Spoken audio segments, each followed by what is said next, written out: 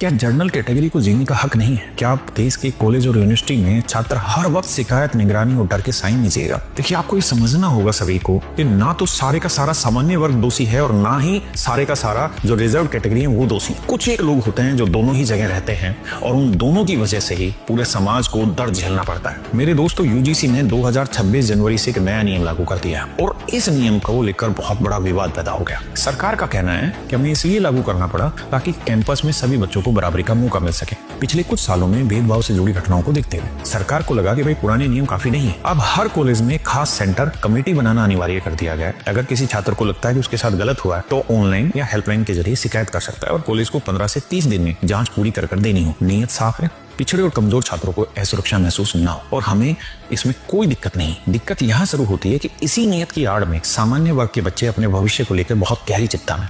सबसे बड़ा बदलाव पुराने 2012 के नियमों से जुड़ा। पहले ये प्रावधान था कि अगर कोई जानबूझकर झूठा आरोप लगाता है तो शिकायत करने वाले पर भी कार्रवाई हो सकती। ये एक तरीके का सुरक्षा कवच था ताकि कानून का गलत इस्तेमाल ना हो सके। लेकिन 2026 के नियमों में ये सुरक्षा कवच हटा दिया गया। समझदार लोगों को कहना है कि शायद इसलिए हटाया गया ताकि असली पीड़ित डर कर चुप न रहे, लेकिन जनरल स्टूडेंट्स का डर यही है। अगर झूठ पकड़े जाने पर भी शिकायतकर्ता को कुछ नहीं होगा तो यह कानून नया हथियार बन जाएगा। इसका इस्तेमाल डराने, फंसाने और बदनाम करने के लिए होने लगेगा। और सरकार ने इक्विटी स्क्वाड भी बनाई। सरकार इसे सुरक्षा टीम भी कहती है, लेकिन स्टूडेंट को ये जासूसी करने जैसा लगता है। हॉस्टल, कैंटीन, बैठने की हर जगह निगरानी।